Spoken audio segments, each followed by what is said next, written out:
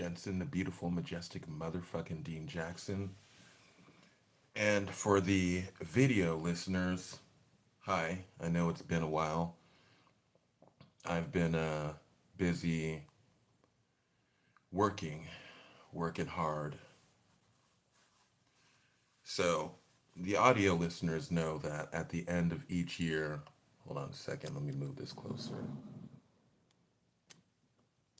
At the end of each year, I do a wrap up, and it's differed from year to year, but usually it's my top 10 films of the year and the TV shows that influenced me throughout the year. This year I'm shaking things up a little bit, and I've gotten a little bit more organized. So we're going to start out with an unofficial sponsor. The audio only listeners know this. I don't know if it's something, but here at Entertainment Beyond, I always try to go beyond your wildest hopes and dreams in entertainment. So, part of that whole mandate is the unofficial sponsor that one day just might get me fucking sued. Today's unofficial sponsor, Arizona. We got that. The Mucho Mango fruit juice cocktail. All natural, baby. And of course, you know, we got to go in for that sip for the audio listeners, the audio files.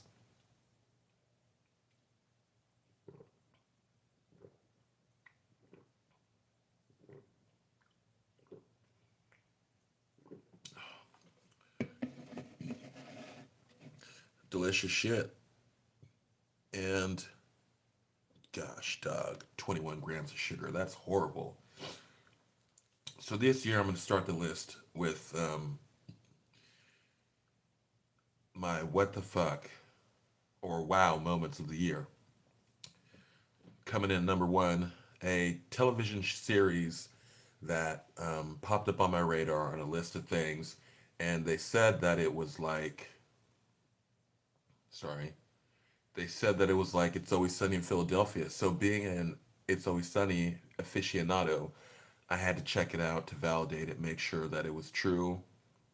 Turns out it wasn't, and it's a show about Gen Z, and I don't like the generations after me. I'm elder millennial at this point. Um,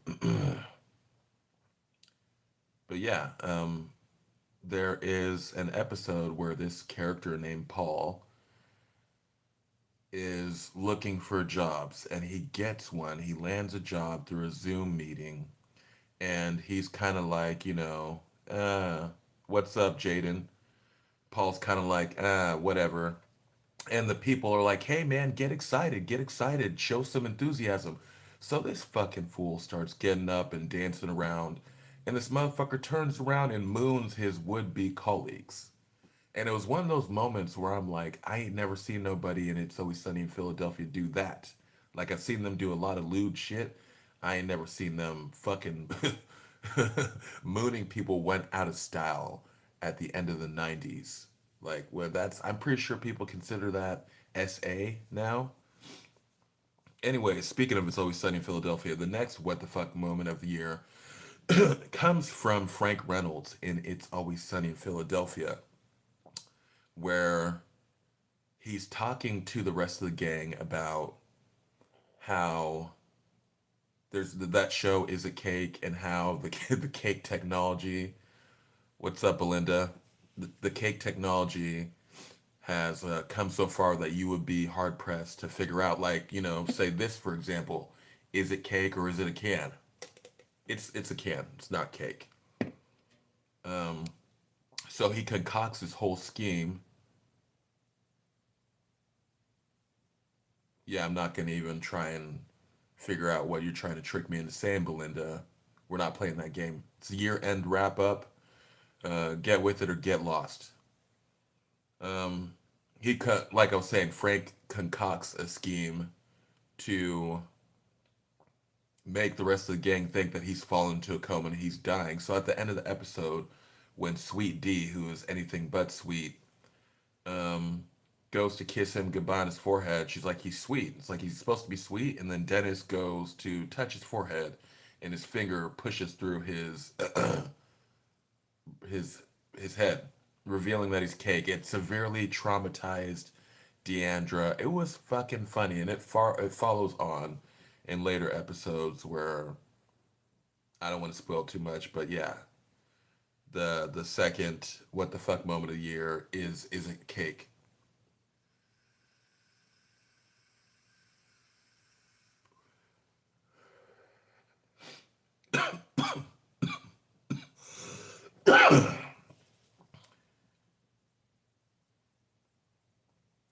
Oh man, if there's a moderator in here, can we get Belinda Rainey the fuck up out of here?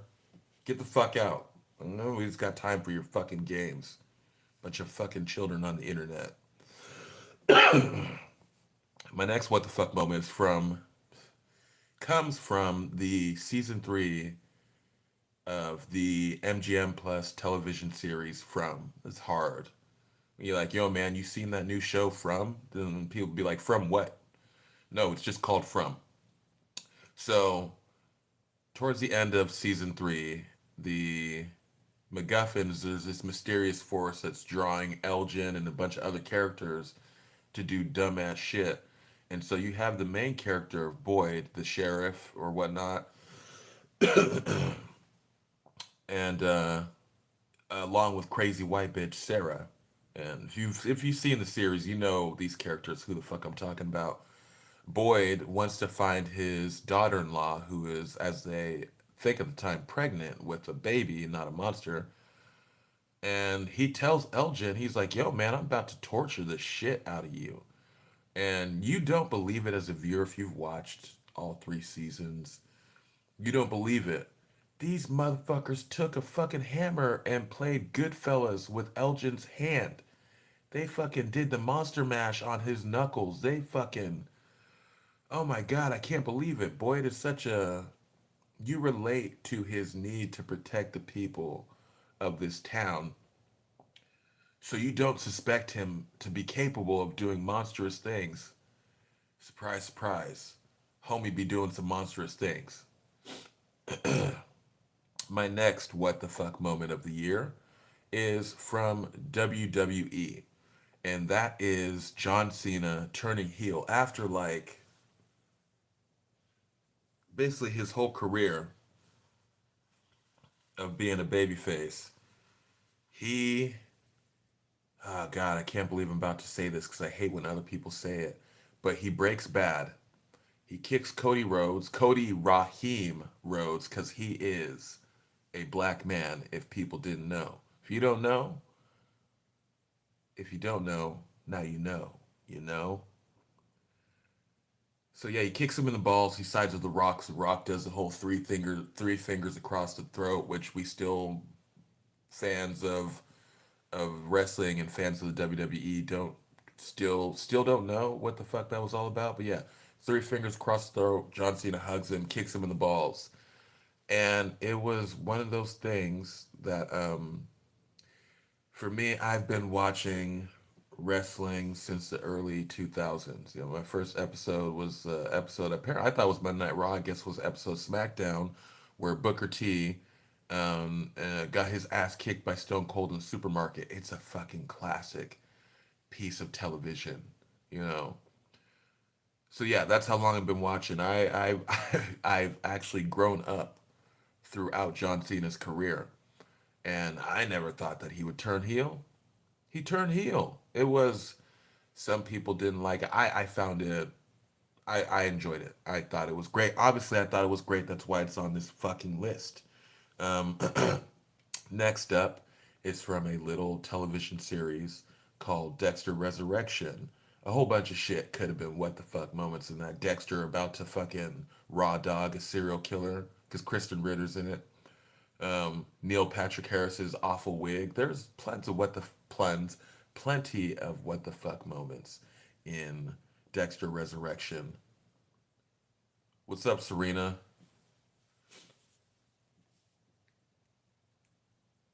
Will you be disowned? Disowned for what? Ross, the fuck are you talking about? Disowned for what? Anyways, my what the fuck moment in the entirety of the, I think, 8 episodes of Dexter Resurrection, fucking Sergeant Batista gets killed, man. I fucking loved, I loved that guy. A little bit of the La Pasión. He was trying to get justice for Maria LaGuardia. Like, that's the thing that people get fucked up about Dexter is he's this dark Avenger, what the fuck ever. He's a serial killer. He's a bad dude. He has murdered people who didn't deserve it. Not all the monsters and the serial killers and shit like that. But he's a bad person the same way, not as bad as Joe Goldberg or Will Bettelheim or Jonathan Moore, but he's not a good person. People be talking shit on Batman. Batman ain't never strapped nobody to a table and, X'd them out. But yeah, that was heartbreaking to me. Like Sergeant, I love the character of Sergeant Batista, and because he was too close to Dexter's orbit, he got X'd out. This next one, I feel like this one on a list that's got so many. We're coming towards the end of the what the fuck portion of the list. But I think out of everything in this list, this next one takes the fucking cake. And I keep looking down because I got the list on my other phone that I'm also recording on. So, not trying to be a bad streamer. I'm paying attention to both. This is what my generation calls multitasking. I'm doing 2 things at once, ho. I might be doing three. I am doing three. I feel like this is the what the fuck moment of the year from a series that was on Hulu that I almost didn't watch because I thought for some reason based off the trailers and shit that it was a show about aliens, and when I found out that Paradise was a show about surviving a cataclysmic event, I was like, I wanted aliens. But I stuck with it because I'm a completionist. I have to finish what I start, baby. Unless it's a relationship with a shitty person, and then I dump her. I do not finish that. I do not collect. I do not pass go. I do not collect $200. I fucking end it. But if it's a film or television series, whether it's good or bad, I have to see it to completion. So, color me bad when a character shoots another character in the. I wasn't supposed to say that because YouTube has these rules. A character pew pews another character over a Nintendo Wii. You imagine getting crossed out because you wanted to play Nintendo, you wanted to do some Wii bowling, you want to do a little bit of that Wii baseball. Oh my gosh, man! Like, gosh, dog, that was the what the fuck moment of the year. Another one from a film may or may not make it on my top 15 films of the year because 10 was too hard to do. A little film called One Battle After Another.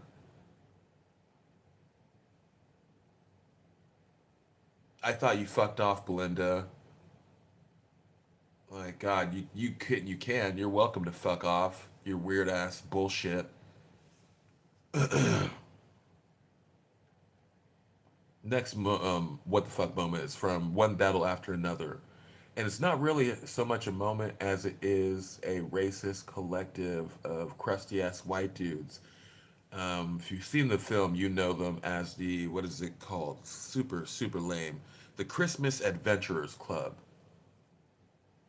I guess being called the KKK is out of style. So, like, yeah, we're the Christmas Adventurers. That doesn't sound fruity at all. Not at all. Not weird at all.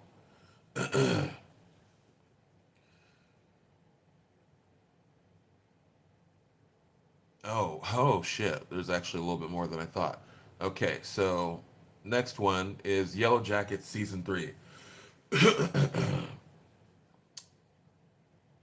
So I feel like Yellow Jackets peaked at Season 2.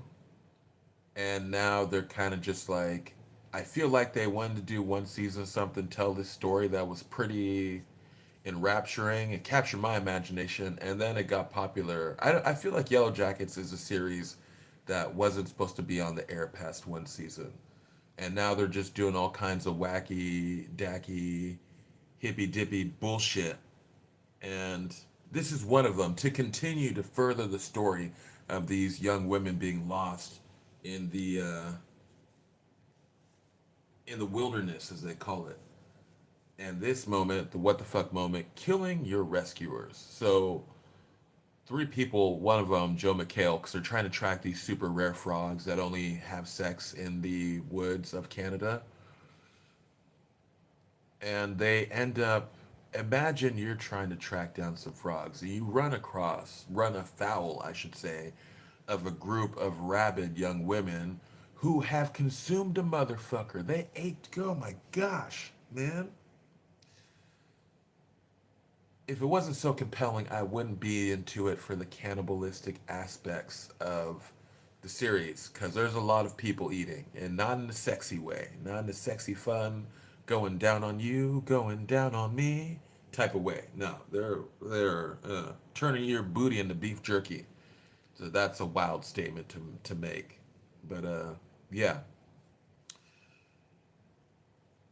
Next, what the fuck moment is pretty much the entire season of season 5 of You. And I titled it "You Are Fucking Dumb" because Joe Goldberg, Joseph Goldberg, Will Bettelheim, Jonathan Moore. What the fuck, nigga?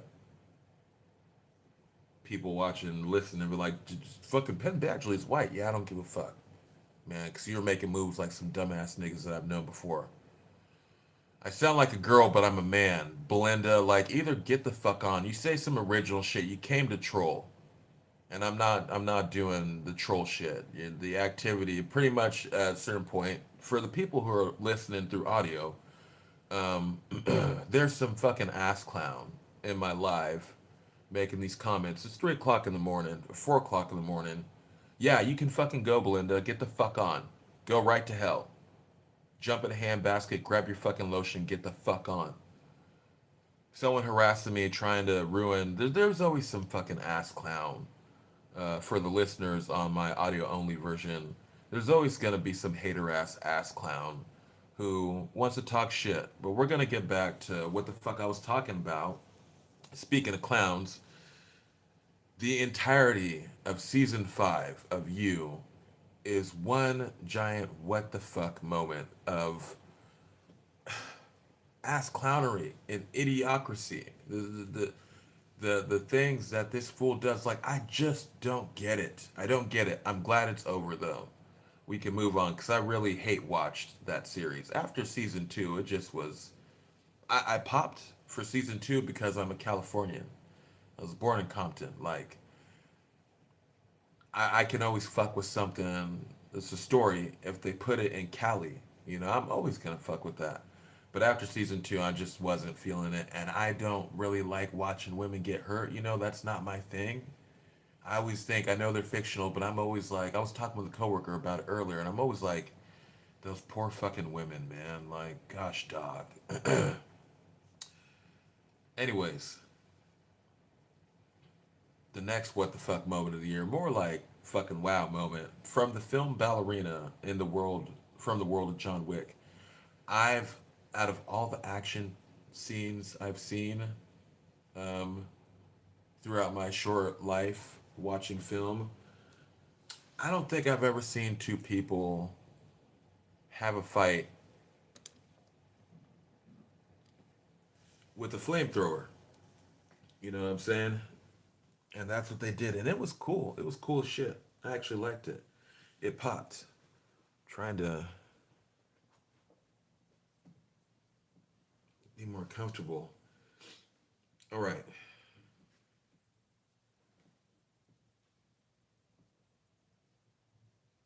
My next what the fuck moment of the year is from the end of Welcome to Derry, Chapter 1.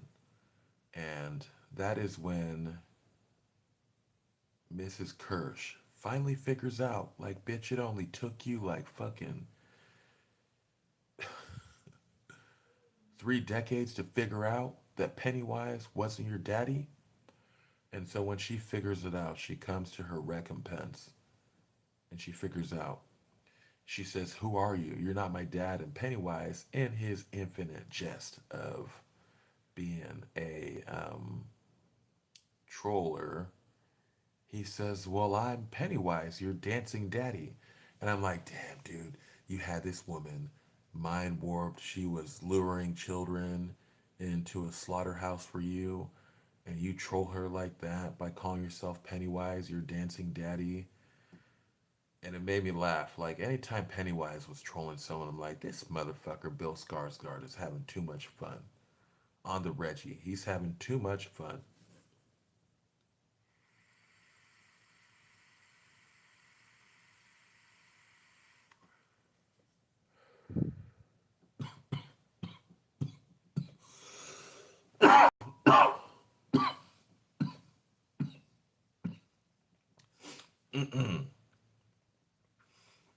My last and final what the fuck moment of the year.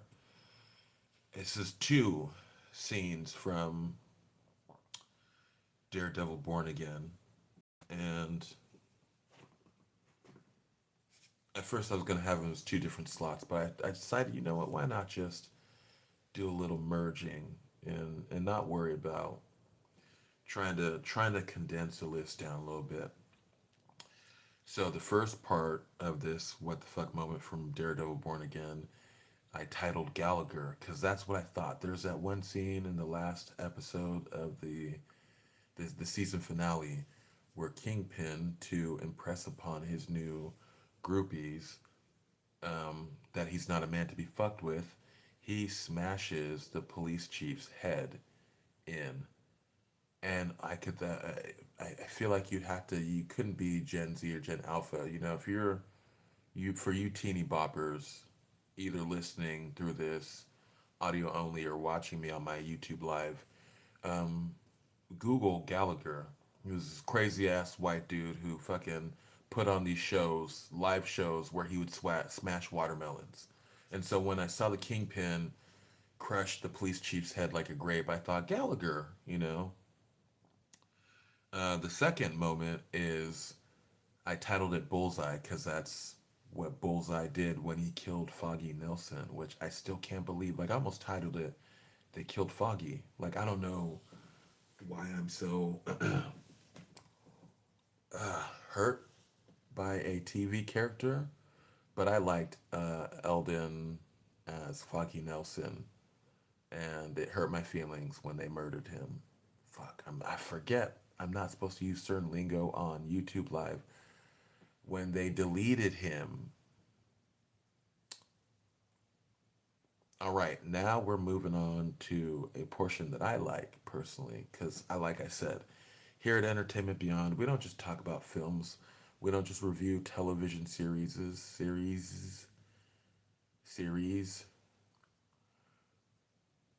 It's anything that's not politics or religion. So on my YouTube channel, you see me streaming games. You see me doing pack rips for Pokemon or wrestling cards. I really believe that.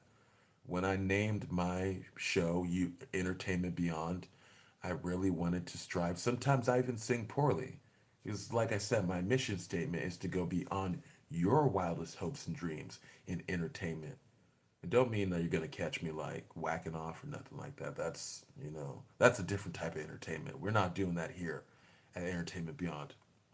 But this next portion for my 2025 year end review is my album of the year selections. Unfortunately, music is the one thing that oddly enough, I don't consume as much as television or film. But I begin to it, waxing it, daxing it, working it all around. So my first album of the year is Nelly Furtado, Seven. Bro, if you know me and you hear me talk about music, you're gonna know that Miss Nelly is, to me, she's that woman. She's her. That's Nelly Furtado, bellissimo. She's so fucking fine. and she can sing good. And this album, the cutest thing about Seven is that she titled her it's her seventh studio album. And it's just simple. It's just simple, and I can't say enough since I am like a bird and turn out the lights. Cause I'm 37, like my life has been watching her evolve. It's when I think about it, man, that's it's beautifully crazy. I never really thought about that. Like I remember watching the music video back when MTV played music videos and turn out the lights, and even as a kid I'm like, man, she's beautiful. And as a fully grown ass man who's only a couple years away from 40, I can't believe that either. Um yeah. No, she's man, don't even get me started because I'd get all flustered talking about Nelly Furtado. My favorite song from that album is Floodgate. Floodgate, open, open up the whip. I love that song. It's fun. It's a fun little, like you got your friends together, you're going out on the town or something, and you're just hanging out. It's a fun little group sing along song. You know what I'm saying? Think old boy from the one scene, the guy that plays Latrell Spencer in White Girls. Terry Crews. Think Terry Crews, Michelle Branch. Making my way downtown, walking well, is it walking fast? Pace so fast and I'm homebound. It's kind of that vibe where you just be in the car, you're vibing, you can't help. Even if, someone like me who everybody, because I don't smile very much and I always have a serious look on my face, people have told me the wildest things about what they assume I think about myself. Oh, you probably think you're too cool for school. Bitch, we're in our 30s. We're not in school, we're at work. Oh, you think you're Mr. Tough Guy. Like, no, I'm just some bald guy trying to get through life, one day at a time. But even Floodgate by Nelly Furtado is a song that I make. Even like the person who's trying to pretend like they're the hardest motherfucker in the room, it'll make you sing. You know. My second choice for album of the year, and I titled it albums, not album, multiple. Miguel. This one actually came out like a couple months ago. I would say like 1 or 2 months ago. I just was on the internet one day. I was looking for something else, and I found that. I'm like, oh shit! I didn't know Miguelios was doing a new album. His album titled Chaos, and bro, like he's done like four, 3 or 4 studio albums, and I will think about Miguel because the thing I appreciate about Miguel is the fact that he's keeping R&B alive. Which, if you're an old head like me, I guess, or an unk like me, which is just a younger people's way of calling you old, like little motherfucker, you little you little bastard. Like if you survive your 20s, you're gonna be old like me, you little motherfucker.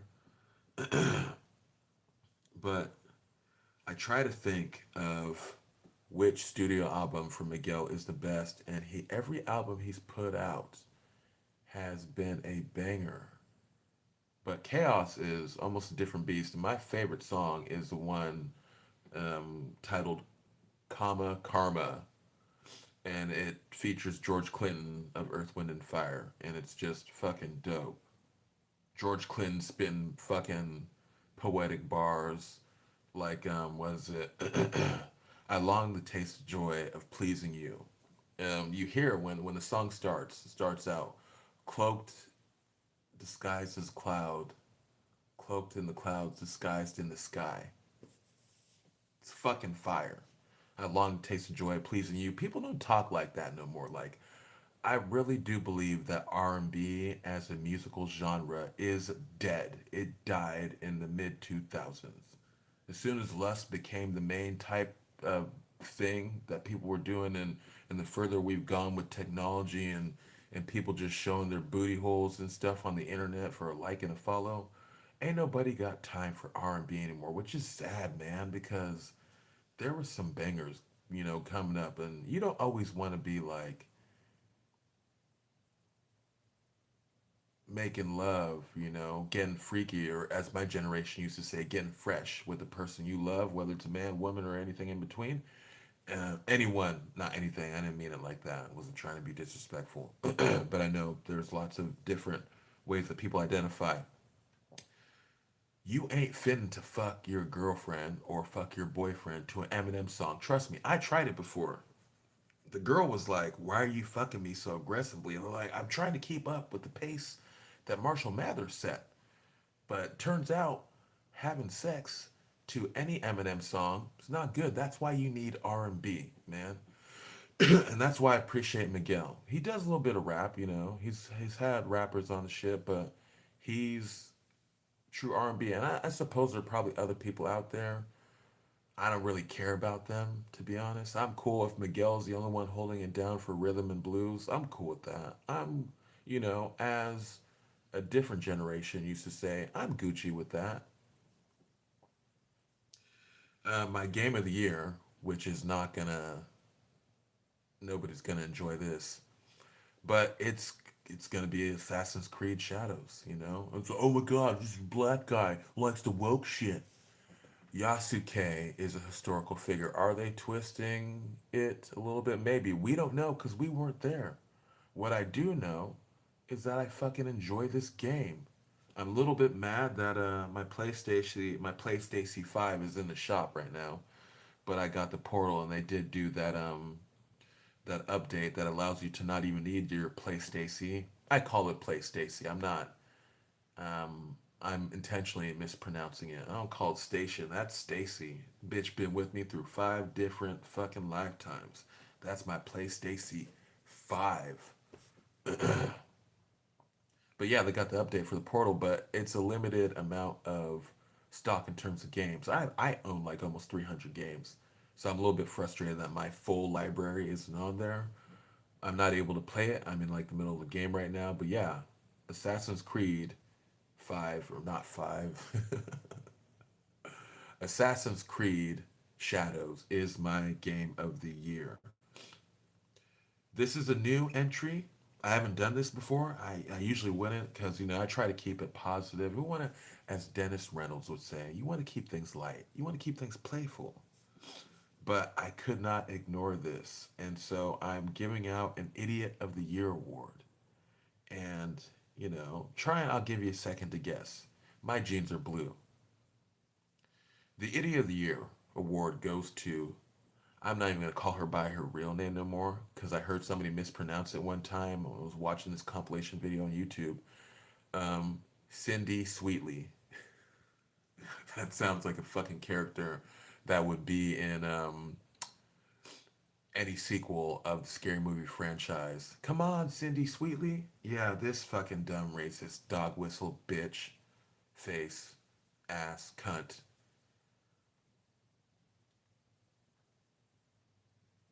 I don't know how you read a script for some shit like, yo, like what the fuck are genes determine blue hair and blue hair, blonde hair and blue eyes and blah blah. What kind of fucking idiot would read a script like that and be like, yo, what does this have to, what does blonde hair have to do with jeans? And then really tried to cap the commercial off by being like, my jeans are blue. Yeah, no shit, bitch. Jeans really, come in a limited variety of colors, you stupid cunt. What the fuck are you talking about? Oh, you're talking about eugenics. Oh, oh, oh, huh. And the thing about Cindy Sweetly, that sounds like a porn star name. Um, she's not talented. The funny thing about a lot of the cast of Euphoria is that they haven't been able to translate that success from the smaller screen to the bigger screen. The only people that have been able to become bigger names than, excuse me, hold on a second. I got to get a sip of the unofficial sponsor, Arizona Mucho Mango.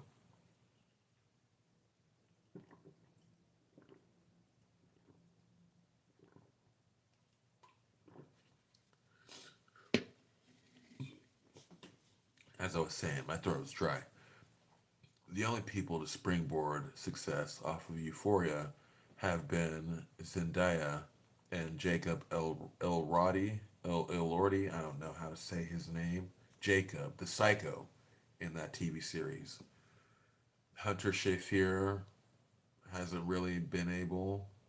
Barbie Ferreira, I'm pretty sure her fat ass just quit. And yeah, I called her fat. The bitch is racist too. Fuck her. The other one, Mad, the one plays that Maddie plays Maddie. I haven't seen her in shit. Um, Cindy Sweetly is not a good actress, and whether you believe me or not, when I say this, I don't take pleasure in this statement. It's just a fact of truth that Cindy Sweetly is as famous as she is because everybody likes her big old boobies, her big ass, her tickle bitties, her fucking, her big ass tits. That's what she brings to the table. She's got sizable titties. She's not a good actor, you know. The only film that I can't fault her for fully is Madam Web because Sony's just a fucking hot mess on Tuna Fish Tuesday, and nobody wants that. Trust me, nobody wants that. But to go and do a fucking racist dog whistle jeans ad and then try and play it off like, no, it's just innocent fun, man. I'm just talking about jeans, man. Just talking about jeans. Bitch, what the fuck are you talking about? And I'm tired of talking about this because this is making me a hateful person. So we're gonna move on. We're gonna try to return to keeping things light, keeping things playful. We're gonna get on to my films of the year, and then I will do my TV shows of the year, and I will bow out. So coming in at number 15 is a film that had been in the works for a minute, and I didn't. It completed filming, but they said that it wasn't it was unshowable, which is ridiculous because I totally watched it and I totally enjoyed it, and that is the Toxic Avenger, starring, what is his name? Fuck, why can't I remember it? Peter Dinklage. And have seen, if you know the Studio Trauma, then you surely enjoy this. I enjoyed the fuck out of this shit, man. I'd caught Toxic Avenger, I think one to two on TV. You know, back in the day, late night cable television used to be some wild ass shit. We didn't really have didn't really have it. We didn't have streaming at all. Early 2000s, you had on demand, you had direct TV, but that, the basic cable late night shit was, man, some wild shit, man. Some, I love the era that I got to grow up in. I'm not jealous of today's generation, even with all your technology and your air quotes advancements. Born in '88, grew up in the '90s. By the early 2000s, I was already in my like early teens. I love the eras I grew up in. Man, great fucking times. In certain aspects, not so great in others. But we're not gonna get on that tip.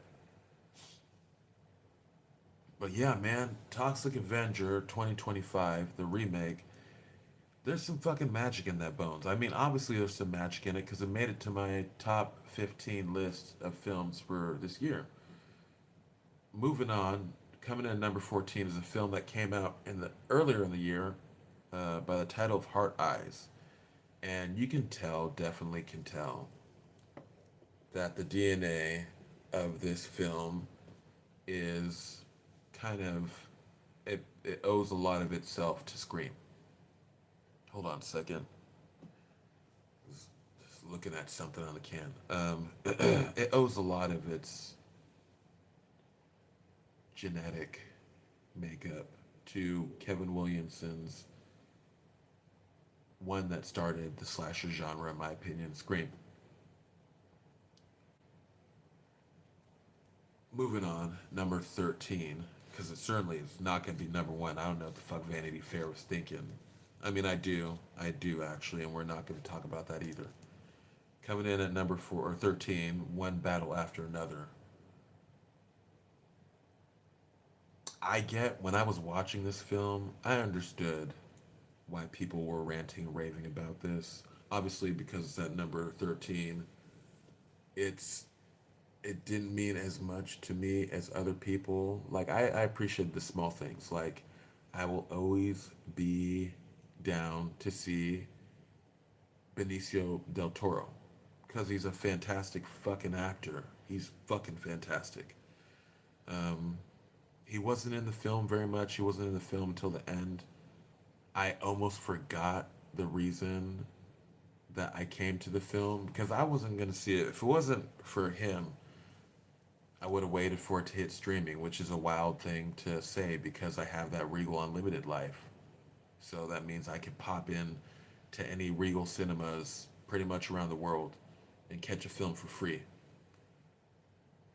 But I ended up enjoying this, a little bit more than I thought I would. But I really just came for, I really just showed up for Benicio. Benicio, not Benicio. Coming in at number 12 is Love Hurts, and it stars, man, I don't know how to pronounce his name, so I'm not going to butcher it. But the dude who was in Everything, Everywhere, All at Once, and before that, his last major acting credit was playing Short Round in Indiana Jones, in a Indiana Jones film. Is it Kui Hei Ha? Yes, see, I don't want to disrespect him by butchering his fucking name. I should have studied up on that and repeated it a bunch of times and found out how to pronounce it correctly. Um, Love Hurts is a pretty simplistic film. It's just, I like it because you go and you dig back through his history and you find out that he was like, he knows martial arts, man. I believe there's stories about him doing like doubles for Jackie Chan, which sounds kind of made up because we know that Jackie loved to be his own stuntman. He's his most beloved and enduring self hype man. Um, but I just like it because we don't know what he went through as a child actor, but it must have been something to the point that made him almost get off acting. I'm glad myself that he's back. Love Hurts is a simplistic story. This one also came out towards the end. It came out like around Valentine's Day and shit. It came out at the same time. Actually, I think I watched this the same day that I watched Heart Eyes. Yeah, because Heart Eyes is a film about a Valentine's Day killer. And yeah, coming in at number 11, Final Destination Bloodlines. So, and some people will be like, why would you put this film? I put this film on this list, motherfucker, because this is my list, first of all. Look at me. It's mine. Okay? Don't you fucking forget that shit. This is my list. And Final Destination Bloodlines, there was a magic in filmmaking in the from because the first one came out in like 02, 03. So this just it made me nostalgic for almost a bygone era. And if you're too young, because a lot of people will be too young, um, Final Destination, the series, is very special to a lot of people. And not only did they give Tony Todd a wonderful send off for his character, it's his last filming role, I believe. Tony Todd passed away from cancer. It just, the magic of cinema is that there's so many different genres. And what one person likes, the next person might not like. But you can find something, if you look through enough films, you're going to find something that you like. You may not like The Matrix, but you probably love John Wick, you know? It just, there isn't anything else like the Final Destination series of films and the wonderful ways that motherfuckers die. And some of them be pretty daffy to the point it's like, how could you? There's one scene in the film where there's a couple of deaths where people are just like, what? And they fall and then they're dead because it's their final destiny. Coming in at number 10 is Mickey 17 from the director of Snowpiercer and I believe Parasite. This follows the story of human beings who like, yeah, we fucked the earth up. And so now we have to find a different planet. So basically they use this destitute motherfucker to make clones himself so he can be the person responsible for ensuring that they get to where they're getting to. I liked this for very particular reasons. Hold on a second.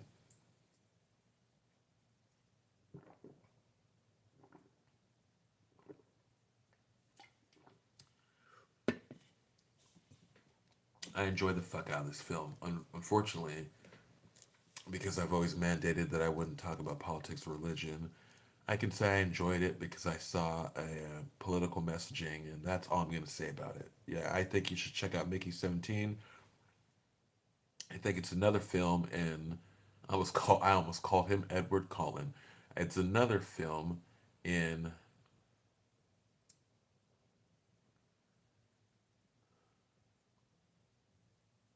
damn it, I forgot his name.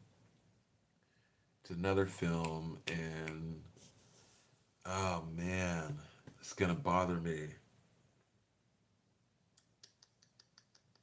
Robert Pattinson's filmography that shows that he's more than just some white motherfucker who sparkles in the sunlight. And no, that's not me being racist. That's me mocking his character, Edward Cullen from Twilight. Bella, I'm a vampire. Oh, God, don't get away from me. No. I thought it showed range for, I almost called him Edward Cullen again. Jeez, man.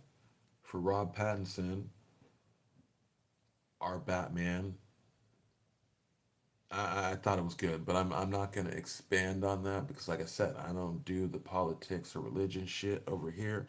You're gonna need to find a different bald black guy to do politics and religion because I'm not talking about that. There's plenty of black people on YouTube and podcasts who do that, but it's not really entertaining to a lot of people.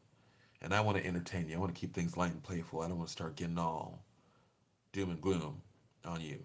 All right, coming in at number 9, Karate Kid Legends. I love this simple film. A lot of people complained because it wasn't Cobra Kai. For me, I've never seen anything past YouTube shorts about Cobra Kai, so I have no allegiances or convictions to the Cobras that Kai yai. But I dug this, man. You brought because I wasn't sure for a long time if Jackie Chan's Gung Fu version of Karate Kid with thumbs down all the way. Jaden Smith, I cannot stand that boy for shit, man. Nepotistic, unseasoned, non good acting ass. Jaden Smith. Fuck you, Nepo baby bitch. But I was never sure whether or not that was a remake or whatnot. So it was cool to see that Karate Kid Legends brought together both. I guess it's its own thing now, according to this film, but it brings together Ralph Macchiano and Jackie Chan, and you find out that they both, at different times in their lives, studied at the masterful feet of Master Miyagi. And it's just like the 90s were a crazy time, man. Like, you had films about, like, extreme sports were the thing, you know?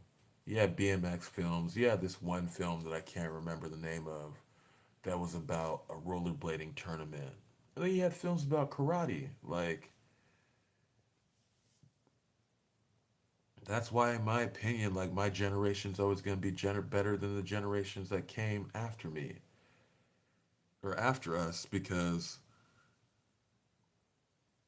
most of our stuff, our media, and the things we consumed were about, hey, be kids, get out there and go explore the world. Go spend a day trekking down to a river. Maybe you run into a deceased body, maybe you don't.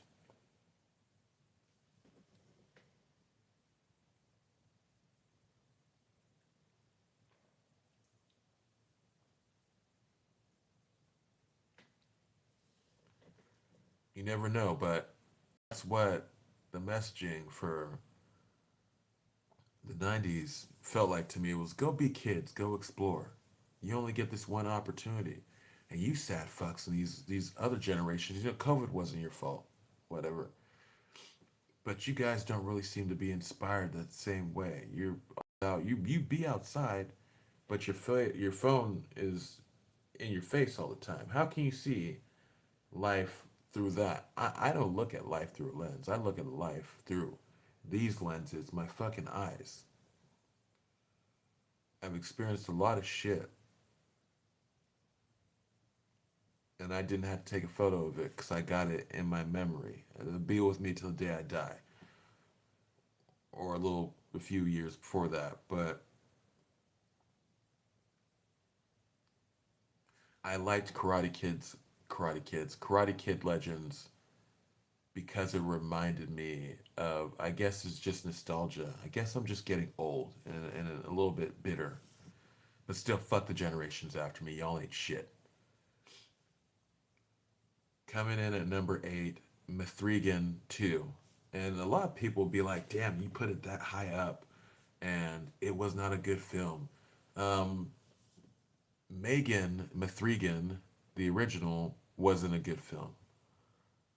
They misunderstood based off the TikTok virality of that weird dance, strangely hypnotic dance that the killer doll does, done by a real person, by the way. If for people who think to this day that that's just a super realistic animatronic, no, it was a real person with mask and prosthetics and shit. I liked this because it reminded me of. I feel kind of like Mithrigan or Megan. I'm saying Mithrigan because they put the number 3 in it to be kind of cutesy and cheeky. It just looks like poor grammar, but I always looked at Megan, the first one, as like a sort of love letter kind of ripoff of Terminator. You know what I'm saying? And I'm surprised that a lot of people. I only heard of one person on YouTube, this guy 3C Films, which I'm really not trying to shout him out, but I have to be honest, and I can't just be like, oh, I'm the only person that thought this.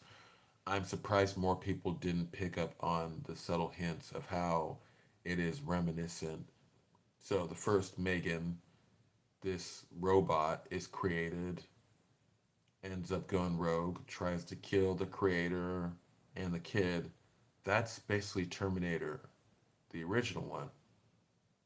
It's kind of the plot of the original Terminator, with some deviations, some twisty turns, and then the second Terminator, the greatest, the best Terminator film. And there's no, I have it somewhere in my DVD collection. I have the laser disc version, not the laser disc, but super special edition of Terminator 2, Judgment Day. And then T2, Judgment Day, fucking great title. Um, the Terminator goes back in time, but this time the Terminator is protecting the person that it was trying to kill the first time. And same thing happens in May Mithrigan 2.0. And it was just a fun film. Like, yeah, they're like, a lot of people hated it because it deviated from the horror aspects of the original. There weren't really horror aspects to me as a horror fan. I mean, it was like junior high camp horror. I mean, it was pretty horrific when she blasted that fucking old bitch with the washed the nosiness right out of that fucking bitch. But it wasn't really horror. But you know, if you understand what I'm saying, then you understand. If you don't, you don't. But my number 8 pick for film of the year was Megan 2.0. Number 7, again, I feel like every year I do this list, and the list might be something that causes controversy with most people. But my number, is that 7? Yeah, number 7 pick is Superman Legacy. I understand they scrapped the legacy part, but I enjoy that title a little bit more. So that's what I'm gonna do. I'm gonna keep with that title, the original title that James Gunn's James Gunn announced it as, which was Superman Legacy.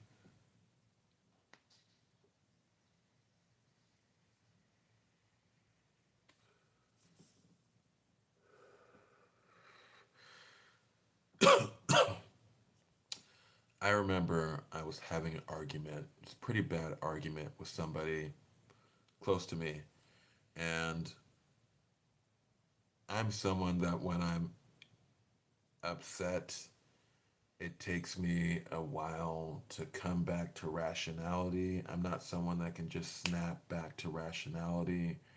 I have to think about shit for a minute and calm down. And when I got done with the text argument we were having, I said to myself, I'm feeling down. I'm gonna go see Superman Legacy again because the film was it was uplifting, and I can't really talk about why because I said I don't talk about politics or religion. And so I'm just going to leave it at that because the reason it was uplifting to me is because of the shitty year that a lot of us have experienced. And yeah, I'm just going to move on to number 6 because I'm really not trying to break my mandate. Number 6 is Kill Bill, The Whole Bloody Affair. And I'll keep this short and sweet and simple because you're not going to argue with me. This film was legend for 20 plus years almost. Yeah, no. Fuck yeah, because the film came out in '03. Well, part 2 did. I enjoy when a director gets to realize their full vision of for a film the way that they intended it to be. I'm never not going to be a fan of that. That's why I wish they'd let David Ayer um, have his version of the film that he shot. I feel like what they did to him was unfair, and I'm always gonna. You got a director's cut, and you tell me this is what you wanted me to see. This is the version that you wanted me to see. I'm going to see it if I like the film. I'm not a super fan of Quentin Tarantino. I think that I have my opinions on him. That's all I'm gonna say. But yeah, number 6, Kill Bill, The Whole Bloody Affair. Coming in at number five, and I had to just slot these both in. Um, Predator, Killer of Killers, and Predator Badlands. Dan Trachtenberg, man, you're doing your dizzle. You're doing your thug thizzle with the Predator franchise, and I'm loving it for you, man. I'm fucking loving it for you, and it was great. Uh, I guess not enough people are cognizant that Predator Killer of Killers is out there, and some people I used to have that thing about me where I couldn't if there was a property that I loved that was live action and it went to animated to continue story or tell different stories that could be more expansive and bombastic than animation would allow, I usually would check out because I'm like not gonna be able to tell as good of a story as if it was live action film. And the older I get, the more I find that I'm fucking wrong. You know, Chronicles of Riddick taught me that with what is it? I can't even remember the title of the film, but for the people who bitched and moaned, oh Predator is it's fucking woke now. They made it PG-13. It's fucking. Uh, you should look up the ratings board and what is considered. You know, the reason that the rest of the Predator franchise has been rated R is because they were spilling human blood. The reason that Predator Badlands is PG-13 is because there are no fucking humans. There's not one single human in that entire film. And alien blood apparently isn't as offensive to the ratings board as good old fashioned human blood. To me, it's like it looks a little when he slid under the one of the aliens' bellies and cut it from throat to scote or throat to scrote. Um, I was like, yeah, man, I'd be like covering my kid's eye, like, don't look at this. This is very violent. Kids can see more violent things than that on any given Sunday on YouTube.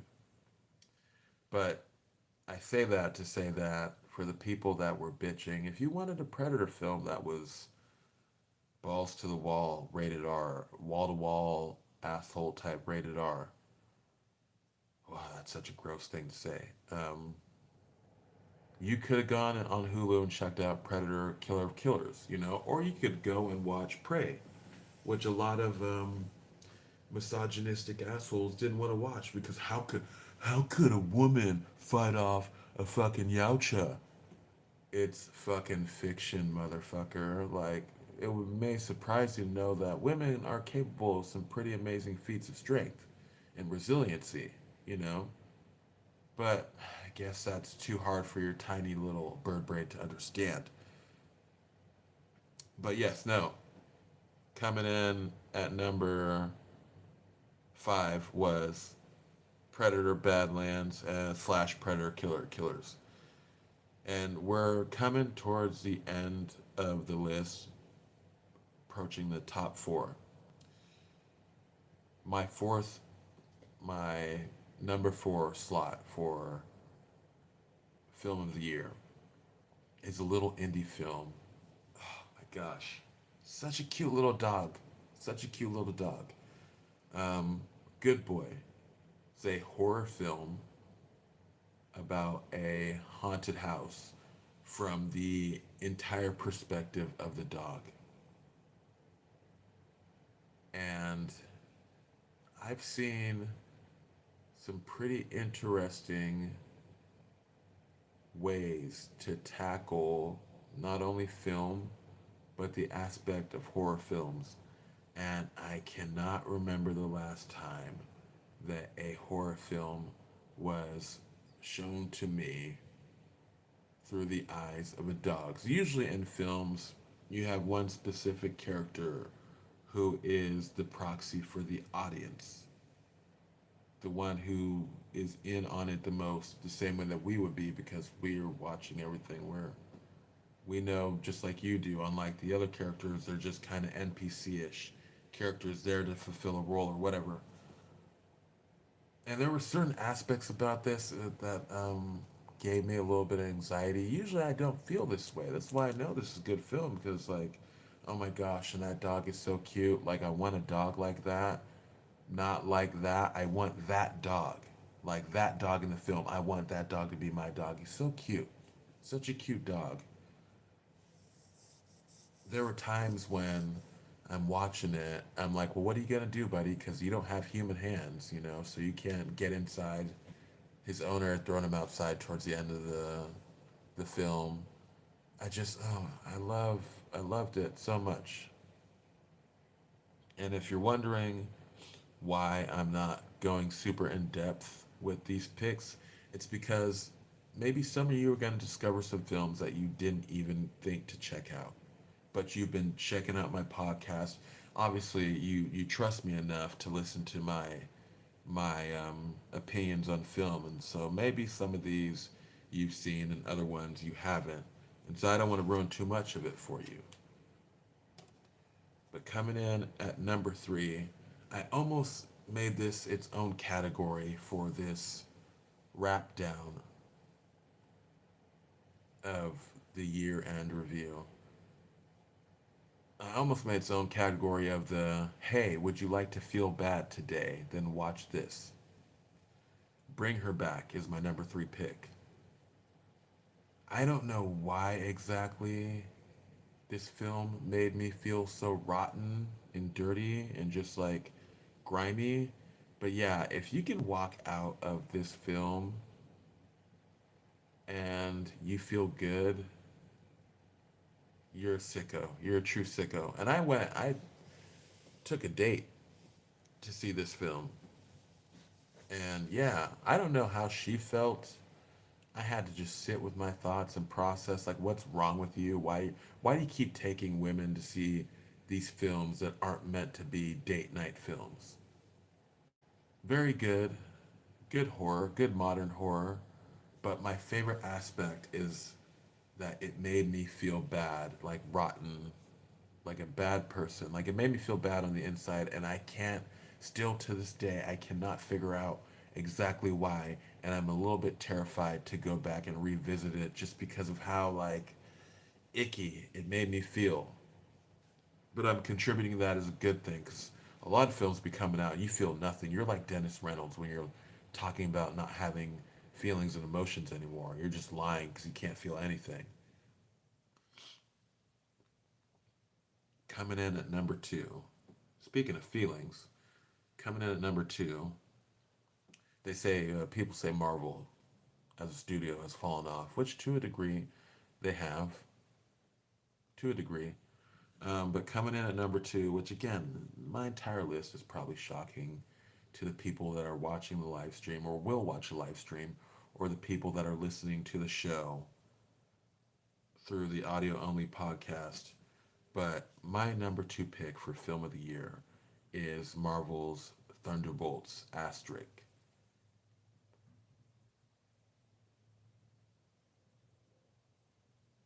Using,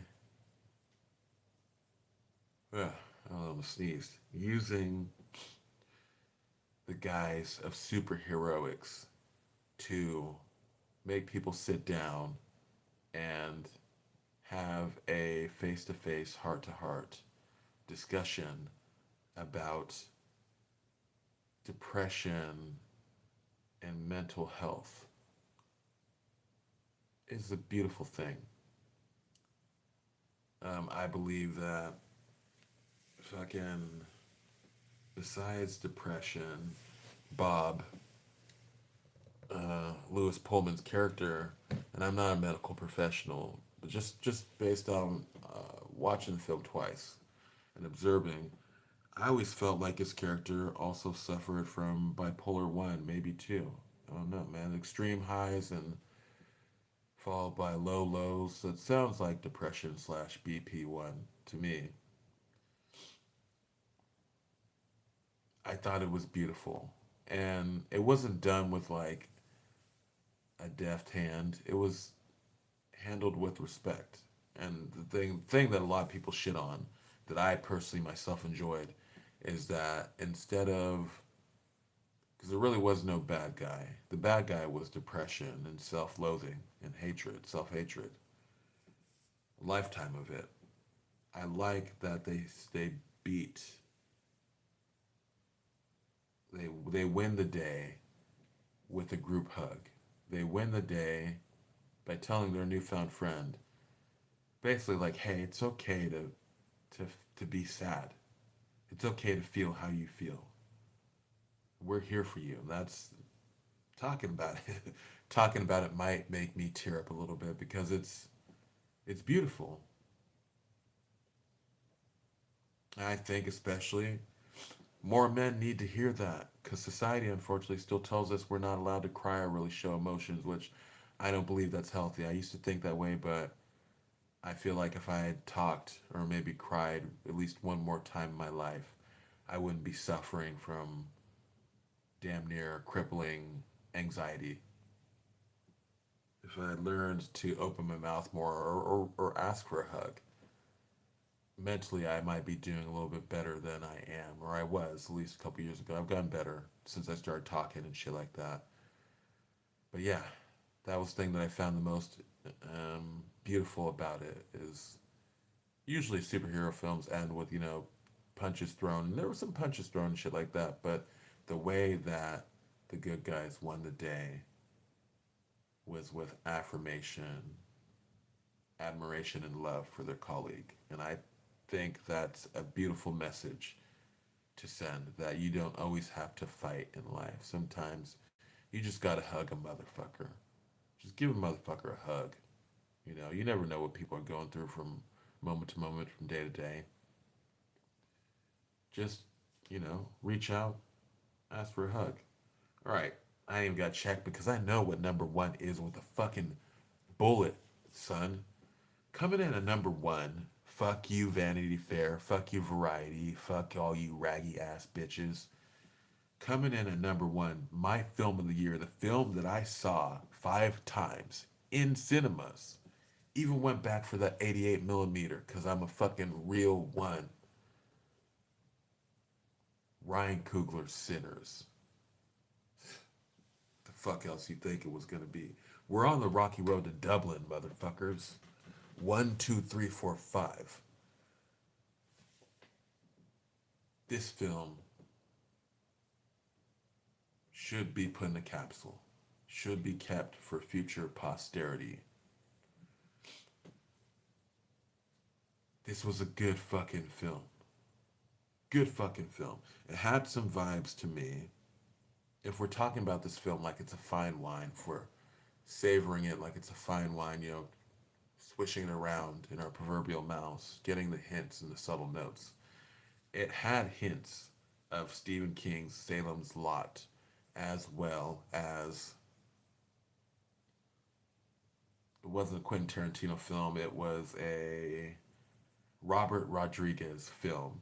Had strong notes of From Dusk Till Dawn. And I feel like I've seen some people on the internet be like, that's talking shit about the film. To me, it's not. To me, I feel like those are two great vampire films. And no one's really asked me, and I feel like I don't have to defend my opinion. But the reason I say Salem's Lot is because in the plot for Salem's Lot, you find out that a dude has come back. A man has entered the room. Shout out to It's Always Sunny in Philadelphia. A guy comes back to his hometown to kind of take care of some business, and he runs afoul of a shitload of vampires. His town gets taken over by vampires.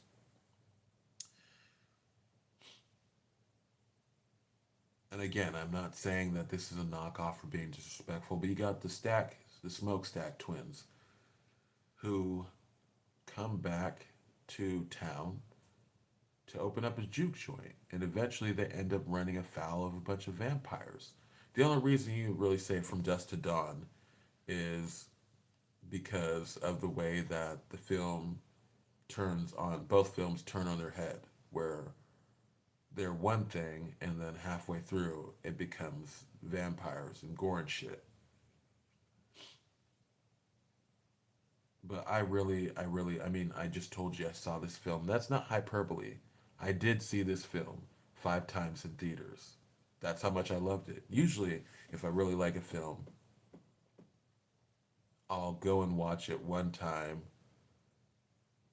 and then I'll watch a second time to kind of pick it apart for a review. But I just fucking dug the fuck out of this film. Everybody in the cast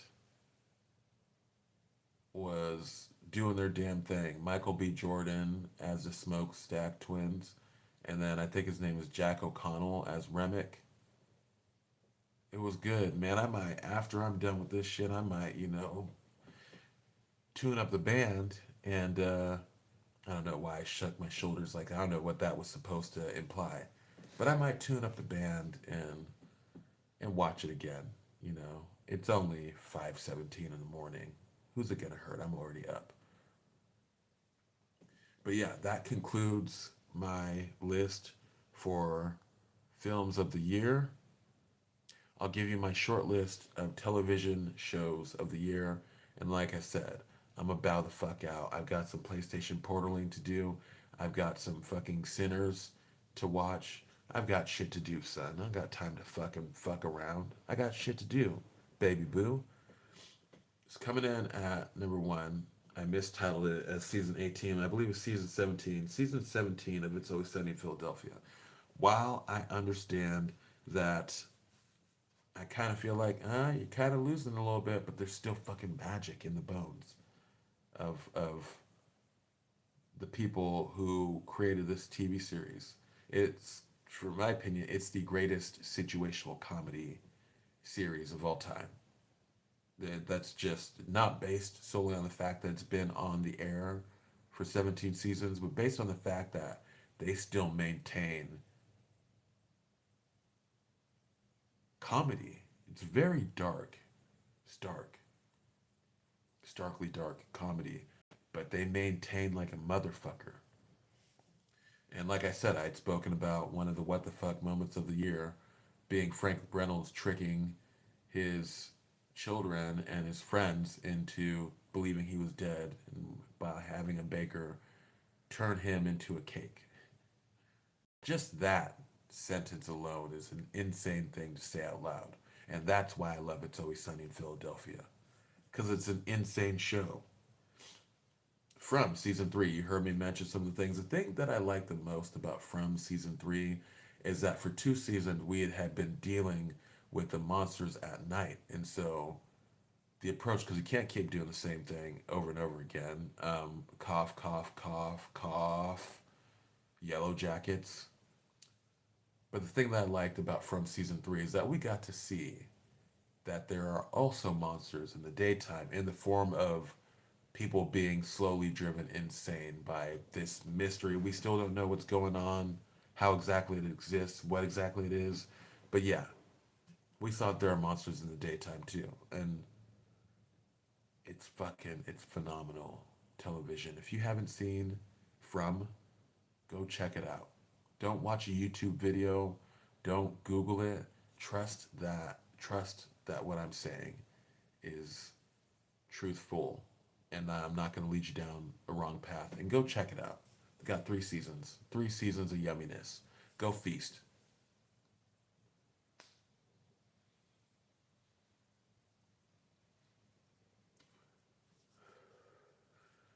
Next up, Interior Chinatown. The crux of this show is about a guy who works in a Chinese restaurant who slowly becomes cognizant of the fact that he lives in a television series. And the thing that I like the most about this television series is that it has these different genres. And so anytime you burst into a different genre, like when they call them the glam squad, the cops show up on the scene, you get that Law and Order SVU kind of filter over the screen, and things become a little bit more dramatic. It's a fantastic show. I'm frustrated that I'd seen promotions for it, and I never went to check it out. I didn't check it out until I saw a clip of it on YouTube, and I noticed that it has a dude who is on YouTube who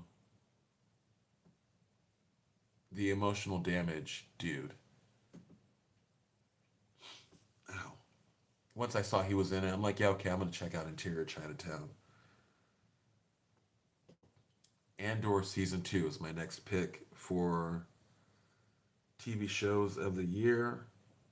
Um, the only thing that I wasn't feeling in Andor that I did not need in television at all, or not in television, in any corner of a galaxy far, far away, is a character getting essayed. Now, I realize that Andor is grown up Star Wars. It's prestige television, Star Wars. I still don't need that in my Star Wars. I didn't need to see that. I didn't need to. Thankfully, I had already known about it. I didn't know when it was going to come to play or when it was going to happen. But yeah, it's not something that I really ever thought I would see in a galaxy far, far away. And I'd be cool if I never see some shit like that again in Star Wars. But oh my God, like, come on, man. You know what I did right after I finished season two of Andor? I jumped right into Rogue One, which is still fantastic fucking film. It's one of, if not, no, it's not one. It's the best Star Wars film to come from the Disney arm of the Star Wars big screen adaptations.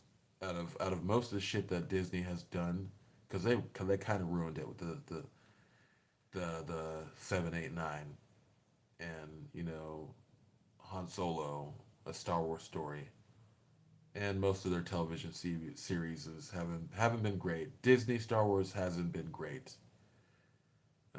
but Andor and Rogue One are just give Tony. Why isn't Tony Gilroy making decisions on shit? Let him do Knights of the Old Republic, bitch. Like, why aren't we giving Tony Gilroy more Star Wars? Just don't make any more scenes about characters almost getting essayed, because I'm not interested in that. Coming in next, Dexter Resurrection. Now, if you've heard me talk before about shows like Dexter or Netflix's You, you know that they're for me they're definitely guilty pleasures. Like, I hate myself for watching them, but I can't help that I'm compelled. I hate myself less for watching Dexter, but I still realize that he is not a good person. It doesn't matter that you're taking out other bad people. You're still a bad person because you do bad things. You know what I'm saying? Joe Goldberg, aka Joe Quinn, aka Will Bettelheim, aka Jonathan Moore. I'm sure there's a couple more AKAs in there. I completely hate that character. He's someone that Dexter would wipe off the pavement in a few, hours. Um, but I really, especially given how Dexter, the original series ended, and I hated that is, I should do a list of worst series finales ever. I think actually that might be something that comes up. You just heard me have a random good idea at the end of the year, literally, because it's the 31st.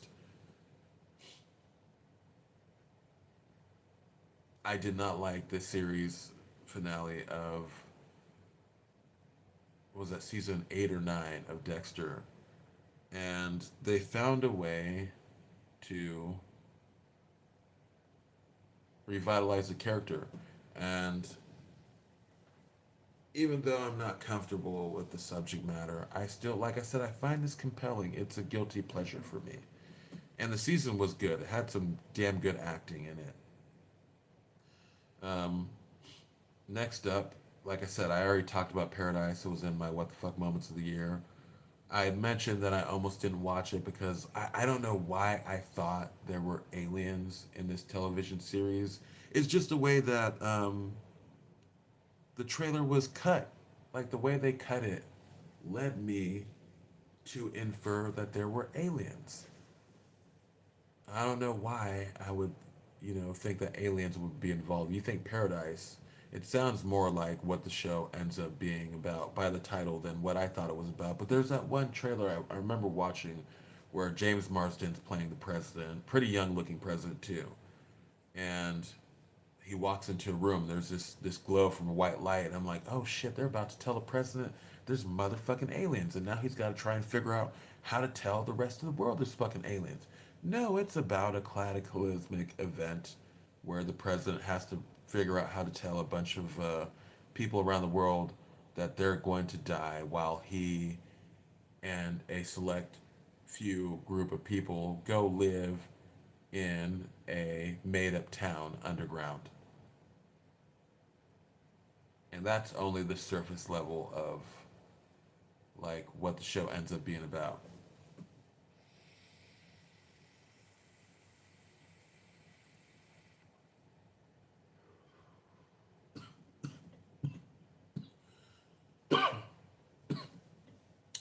But it was good. I enjoyed Paradise. Obviously, I enjoyed it enough once I got past my stuckness about it not being about aliens and government secrets and cover ups. Once I got past that, I enjoyed it. Obviously, I enjoyed it because I put it on my TV shows of the year list. Coming in at number one with the Bullet Baby. Bang, bang, you shot me down. Bang, bang, I spun around. Bang, bang, I hit the ground. Bang, bang, bang. Coming in at number one is It Welcome to Derry. And if you're like, what? That fucking woke where they talk about racism, they beat you over the head. Look, I'm so sorry if you're offended that they picked an era in Jim Crow. You have to be truly fucking stupid and not know your history to call this woke bullshit. And you obviously know nothing of Stephen King's works because he's woke as shit. He's woke, and yeah, there was racism in Jim Crow era. I'm sorry, I'm so sorry. And that's one of the things that the creature known as Pennywise, aka the Deadlights, um, the entity, the eater of worlds, uses. Racism is fear. Pennywise feeds off of fear. Stupid, stupid, stupid fucking idiot. When they originally announced this, because I remember talking about this way, way back on, or maybe because I use my TikTok channel. Sometimes I do lives, but I mostly use it to just post quick little news articles.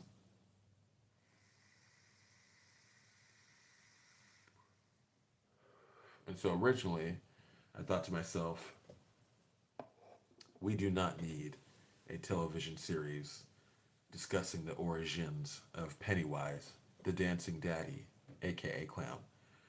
Boy, was I fucking wrong.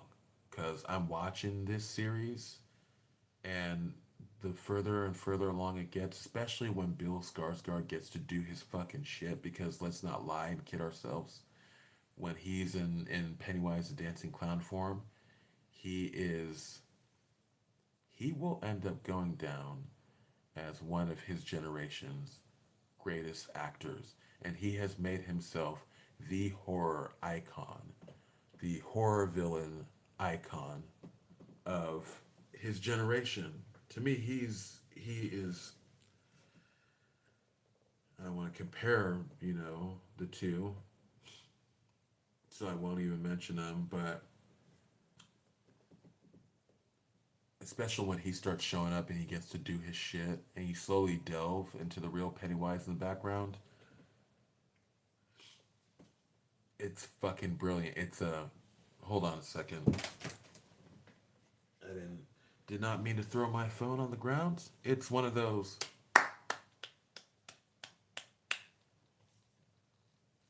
Stand up and give him a round of applause type of deals.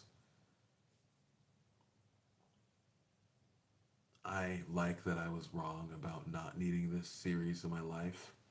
Um, I consider it Welcome to Derry to be vastly superior to it Chapter 1 and Chapter 2. And I actually enjoyed Chapter 2 a little bit more than most people. I think most people didn't like Chapter 2 solely because they weren't getting because the child actors were fantastic. But they always had to, they weren't going to be able to put them in a time capsule and age them up to age appropriate for Chapter 2. They were always going to have to recast, you know? And I don't feel like the actors chosen to be the older versions of the kids did a terrible job. I felt like they did a more than serviceable job. Fucking Bill Hader, come on, come on. Rest in peace, by the way, to James Rascon or Rascom. I don't know how you say his last name. Passed away recently. Um, but yeah, it Welcome to Derry, fucking that is again prestige television. Bill Skarsgård deserves recognition, like heavy recognition for his turn as Pennywise. Not, I wouldn't say in the films, but for his acting in this series, he deserves all the flowers for this menacing as fuck um, iteration of Pennywise.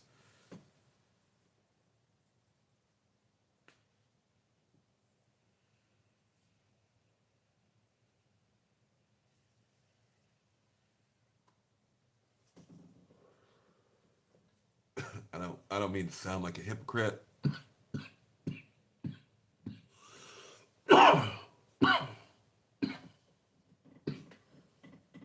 when I say this, because I always like to sign off when I'm done doing the episode, the year end wrap up. I always try to sign off. I try to sign off every episode of my podcast with positivity, which I know is a stark contrast because you heard me going off on fucking the person that was razzing me on my YouTube live, Belinda Rainey. But as we close out 2025, I would, I guess, hypocritically implore people, let's show a little bit of kindness. God, the more and more I say this, the more and more I'm like, you are a very big hypocrite right now because a lot of people just heard you unkindly rip into this Belinda person. But that's what you get when you try and fuck with people on the internet, Belinda.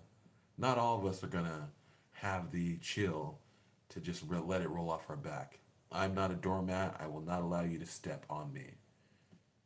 You come to my live, you arrive at my live, you show up to my live, be respectful.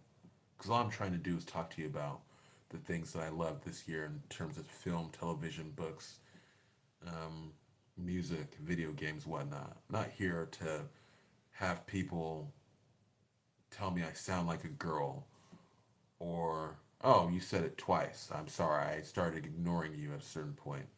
But yeah, telling me I sound like a girl, trying to trick me into saying random, weird, questionable shit.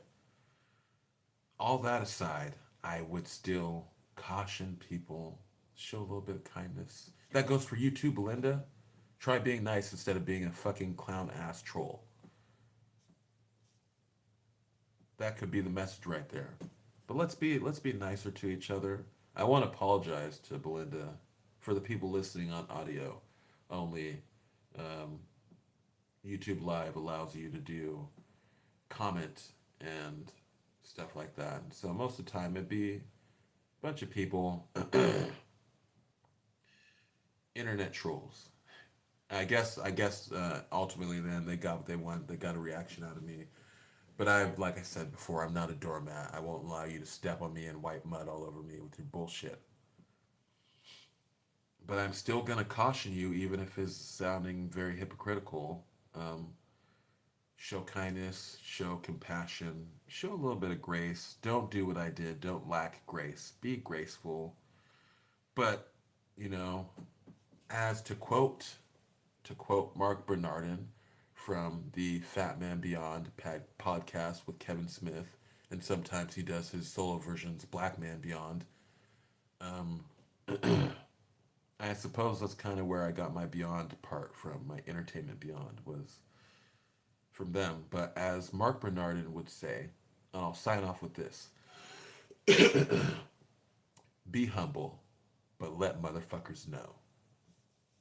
And that's going to do it for this year, guys. Happy New Year. Hope you have a safe end to your 2025. If you're going out there to drink, do not drive. Be smart.